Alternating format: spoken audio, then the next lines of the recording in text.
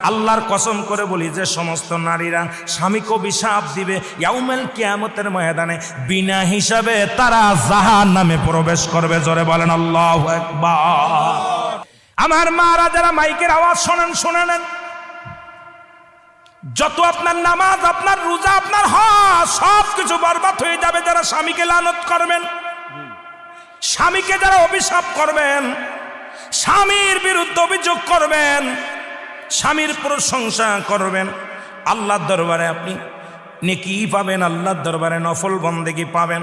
সারা রাত পরে আপনি ইবাদত করেছেন, আর একবার বলেন, আপনার মার কাছে বলেন, বোনের কাছে বলেন, ভাইয়ের কাছে বলেন, ভাইরে তোমার দুলোবাইটা কত সুন্দর, উনি ফরেজগার মানুষ, নামাজি মানুষ, আমাকে ভালোবাসে। যদি স্বামীর প্রশংসা করো, এই দুনিয়ার মধ্যে নফল ইবাদত হয়ে যাবে, তোমার নেকি হবে, আমলনামায় লেখা হবে। নবীজি বলছে অধিকাংশ মহিলারা ওই কিয়ামতের ময়দানে ওই জাহান্নামী অধিবাসী হয়েছে যারা স্বামীর লানতকারী। জোরে জোরে চিল্লায়া বলা যাবে না আল্লাহু আকবার। আল্লাহর নবী বললেন, আম্মা জান খাদিজা বলে, হুজুর এরপরে কি দেখলেন? বলে, ও আম্মা জান খাদিজা রে, খাদিজা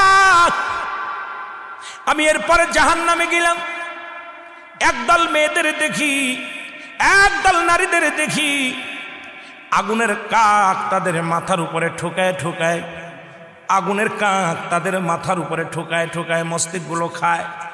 এক একটা ঠোক মারে, মস্তিষ্কগুলো গলে গলে পড়ে যায়। এক একটা ঠোকা মারে, মস্তিষ্কগুলো গলে গলে পড়ে যায়।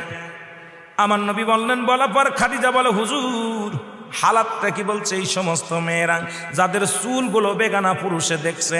এখন এই ওয়াজ যদি মিরাজের ওয়াজে গেলে, শরীয়তের ওয়াজ, পর্দার ওয়াজ, হাকিকতের ওয়াজ, নামাজের ওয়াজ, নামাজও মিরাজ থেকে আসা পর হলো, পর্দার বিধানও কঠিন হলো, নামাজ বাজার মিরাজ থেকে আসা পর। এখন এই মিরাজের মধ্যে ঢুকলেই তো আলোচনা বাইর হয়ে যায়, আর এই ওয়াজ করলেই তো সকালবেলা আমার হাতে হ্যান্ডকাপ পড়বে। জোরে বলেন ঠিক কি না? আমি মা বোনদের বলি, মা গো তোমার মাথার উপরে উন্নাগুলো রাখো, এই চুলের মর্যাদা দাও, চুলের দাম বেড়ে যাবে, তোমার দাম বেড়ে যাবে। আমার মারে, আমার আম্মা জান ডাকতে বলে, নবী গো তারপরে কি দেখলেন? বলে, হুজুর তারপরে কি দেখলেন? নবীজি বলে, খাদিজা রে এরপরে একটা জাহান্নামের মধ্যে দেখলাম, গায়ের মধ্যে আগুনের সাপগুলো মুড়ায় আছে, আগুনের সাপগুলো মুড়াইয়া দেহ খায়। এ মুসলমান।